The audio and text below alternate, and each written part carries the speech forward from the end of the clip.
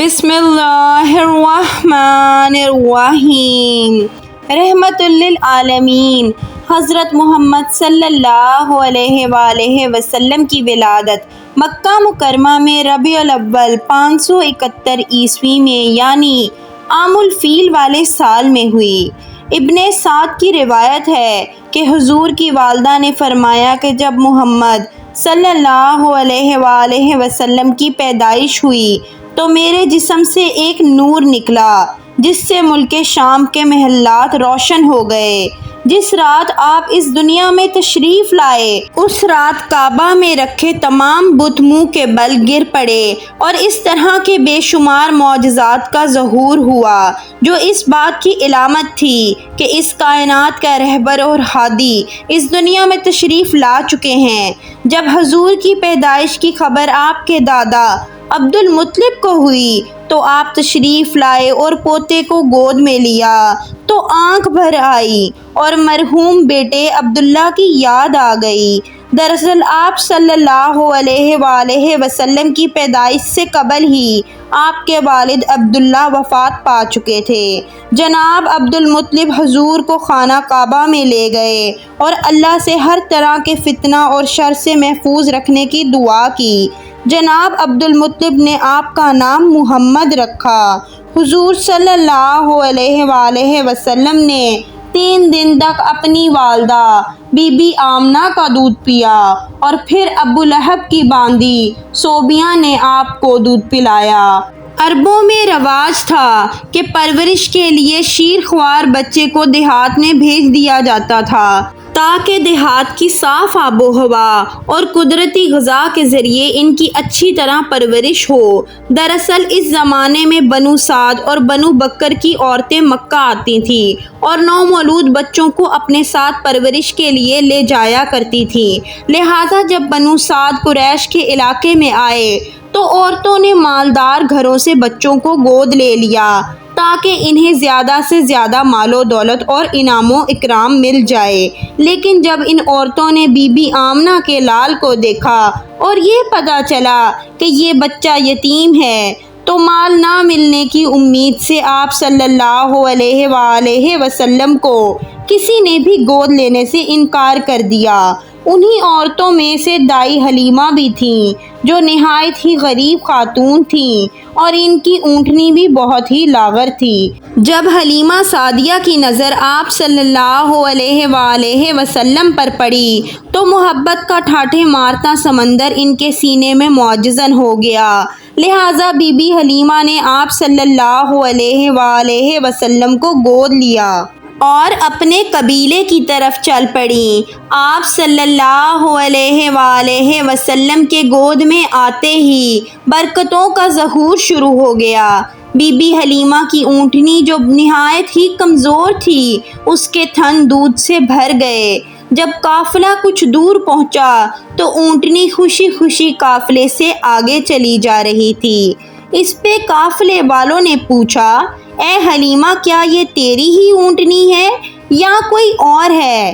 حلیمہ سعدیہ کے شوہر حارث نے بھی یہ سب محسوس کر کے اپنی زوجہ سے کہنے لگے، حلیمہ یہ تو بہت برکت والا بچہ ہے۔ حلیمہ سعدیہ نے کہا، واقعی مجھے یہی امید ہے کہ یہ نہایت ہی بابرکت بچہ ہے اور خدا کی رحمت بن کر ہم کو ملا ہے۔ جب بی بی حلیمہ سعدیہ قافلے کے ساتھ اپنے گاؤں پہنچیں تو وہاں سخت قحط پڑا ہوا تھا۔ تمام جانوروں کے تھن میں دودھ سوکھ چکا تھا لیکن حضور صلی اللہ علیہ وآلہ وسلم کو لے کر جب بی بی حلیمہ اپنے گھر میں تشریف لائیں تو بکریوں کے تھن دودھ سے بھر گئے۔ بی بی حلیمہ فرماتی ہیں کہ اب روز میری بکریاں چراگاہ سے واپس آتی تو ان کے تھن دودھ سے بھرے ہوتے۔ ہر طرف سوکھا پڑا تھا اور لوگوں کو اپنے جانوروں سے ایک قطرہ دودھ بھی نہ ملتا تھا۔ لہٰذا قبیلے والوں نے اپنے چرواہوں سے کہا کہ تم لوگ بھی اپنے جانوروں کو اسی جگہ چراؤ جہاں حلیمہ کی بکریاں چرتی ہیں، مگر یہاں چراگاہ یا جنگل کا کوئی دخل نہ تھا۔ یہ تو رحمت للعالمین محمد صلی اللہ علیہ وآلہ وسلم کی برکت کا فیض تھا، جس کو میں اور میرے شوہر کے سوا اس قوم کا کوئی شخص نہیں سمجھ سکتا تھا۔ حضور صلی اللہ علیہ وآلہ وسلم کے آنے کے بعد سے اللہ کی طرف سے بی بی حلیمہ مسلسل اضافے اور خیر و برکت کا مشاہدہ کرتی رہیں۔ حضور کے ابتدائی 2 سال حلیمہ سعدیہ اور ان کے شوہر حارث کی گود میں گزرے۔ 2 سال کا عرصہ گزر جانے کے بعد نبی صلی اللہ علیہ وآلہ وسلم کی نشو و نما اور تندرستی کا حال دوسرے بچوں سے اتنا اچھا تھا کہ 2 سال میں ہی آپ خوب اچھے بڑے معلوم ہونے لگے تھے۔ حضور اعلیٰ صفات اور خوبیوں کی بنا پر بچپن سے ہی باقی بچوں سے جدا دکھائی دیتے تھے۔ آپ نہایت ہی سنجیدہ مزاج اور غور و فکر کرنے والے ذہن کے مالک تھے۔ جب حلیمہ سعدیہ کے بیٹے حضور کو اپنے ساتھ جنگل لے جاتے اور بکریاں چرایا کرتے تو واپس آ کر بی بی حلیمہ کو بتاتے کہ اے امی جان، محمد بڑی شان والے ہیں، جس وادی میں جاتے ہیں ہرا بھرا ہو جاتا ہے، دھوپ میں ایک بادل ان پر سایہ کرتا ہے، ریت پر آپ کے قدم کا نشان نہیں پڑتا اور جنگل کے جانور محمد کے قدم چومتے ہیں۔ ایک روز آپ صلی اللہ علیہ وآلہ وسلم کے دودھ شریف بھائی دوڑتے ہوئے حلیمہ سعدیہ کے پاس آئے اور بتایا کہ 2 آدمیوں نے محمد کا پیٹ چاک کر دیا ہے۔ بی بی حلیمہ کے حواس باختہ ہو گئے اور وہ اپنے شوہر کے ساتھ دوڑتی ہوئی وہاں پہنچی تو دیکھا کہ حضور صحیح سلامت کھڑے تھے۔ جب حضور سے پوچھا گیا کہ آپ کو کیا ہوا تھا تو آپ صلی اللہ علیہ وآلہ وسلم نے بتایا کہ سفید کپڑے والے 2 آدمی آئے تھے، انہوں نے مجھے لیٹا کر میرا سینہ چاک کر دیا اور اس کے اندر سے ایک خون کا لوتھڑا نکالا، پھر اس کو سونے کے ایک دشت میں رکھ کر آب زمزم سے دھویا اور پھر اسے اسی طرح اپنی جگہ رکھ کر سینہ بند کر دیا۔ یہ سن کر بی بی حلیمہ بہت گھبرا گئیں اور حضور کو واپس مکہ لے جانے کا ارادہ کیا۔ لہٰذا جب نبی صلی اللہ علیہ وآلہ وسلم کی عمر 4 یا 5 برس ہوئی تو حلیمہ سعدیہ آپ کو مکہ واپس لے آئیں اور آپ کی والدہ بی بی آمنہ کے سپرد کر دیا۔ یہاں حضرت ایمن جو آپ کے والد ماجد کی باندی تھیں، حضور کی پرورش اور خدمت گزاری میں مصروف رہنے لگیں۔ ایمن ہی حضور کو کھانا کھلاتی، کپڑے پہناتی، کپڑے دھوتی اور تمام ضروریات کا خیال رکھا کرتی تھیں۔ رسول اللہ صلی اللہ علیہ وآلہ وسلم ایمن کی محبتوں اور خدمتوں کو ہمیشہ یاد کیا کرتے تھے اور فرمایا کرتے تھے کہ ایمن ماں کے بعد میری ماں ہیں۔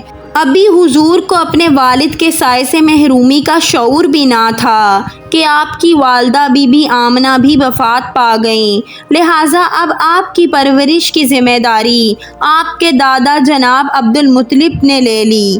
جناب عبد المطلب کو اپنے پوتے سے نہایت محبت و الفت تھی۔ عبد المطلب اکثر آپ کو اپنی گود میں بٹھاتے اور فرماتے کہ اس بچے کا مقام بلند ہے، یہ سید و سالار ہوگا۔ پھر آپ صلی اللہ علیہ وآلہ وسلم کو آغوش میں لے کر اپنے پاس بٹھاتے اور محبت سے آپ کو چومتے۔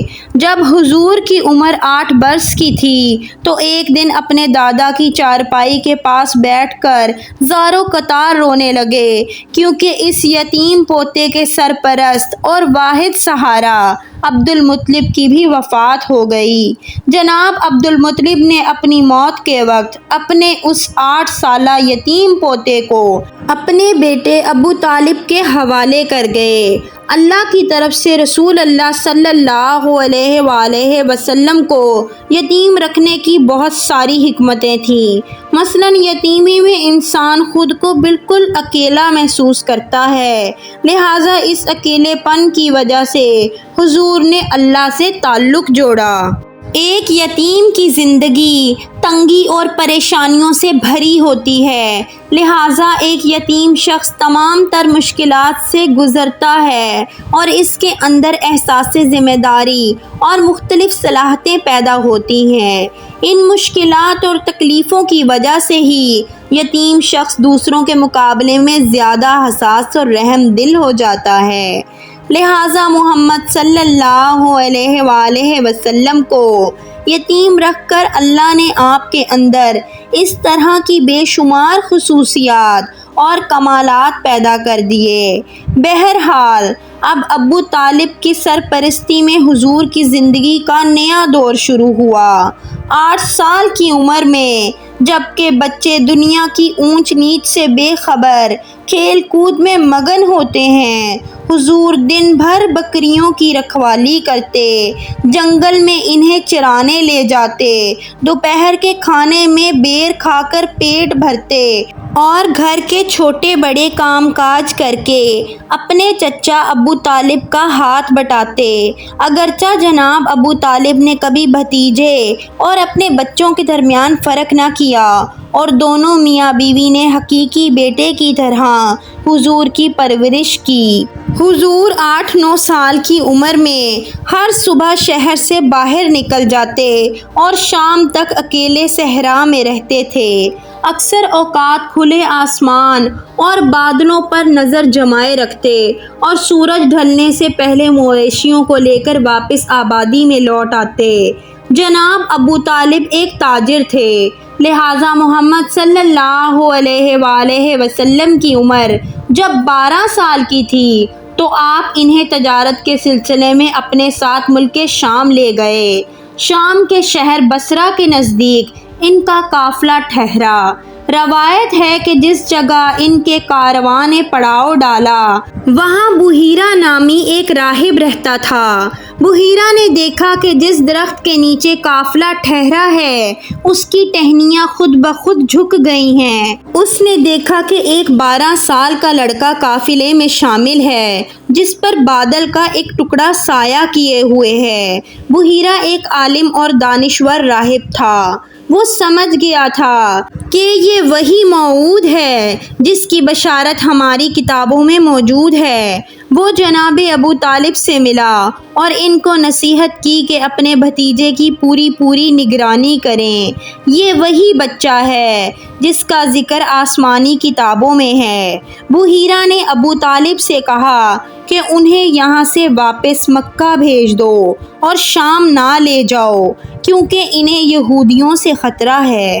لہٰذا جناب ابو طالب نے چند غلاموں سمیت حضور کو مکہ واپس بھیج دیا۔ جناب ابو طالب کا بیان ہے کہ میں نے کبھی بھی نہیں دیکھا کہ محمد نے کبھی کسی سے کوئی جھوٹ بولا ہو یا کبھی کسی کو دھوکہ دیا ہو یا کبھی کسی کو کوئی تکلیف دی ہو یا کبھی کوئی بےہودہ بات کی ہو۔ حضور ہمیشہ خوش اخلاق، نیک اتوار، نرم گفتگو، بلند کردار اور اعلیٰ درجے کے پارسا اور پرہیزگار رہے۔ رسول پاک بچپن میں تمام بچوں سے مختلف طبیعت کے مالک تھے۔ آپ میں باقی بچوں کی طرح شرارتیں اور شوخیاں نہ تھیں بلکہ آپ بچپن سے ہی اس کائنات کے نظام پر غور و فکر کیا کرتے تھے۔ حضور کی جس معاشرے میں پرورش ہوئی اور جہاں آپ نے بچپن اور جوانی کا وقت گزارا اس میں زناکاری، فحاشی، شراب نوشی، ناچ گانا اور ہر قسم کی برائیاں زوروں پر تھیں۔ ایسے معاشرے میں تمام تر برائیوں سے محفوظ رہنا اور کسی معمولی برے عمل سے بھی اپنی سیرت کو داغدار نہ ہونے دینا یہ ایک غیر معمولی بات ہے۔ یہ تھی ہمارے پیارے نبی کی شان، ہمارے پیارے نبی کا خوبصورت بچپن۔ سبحان اللہ۔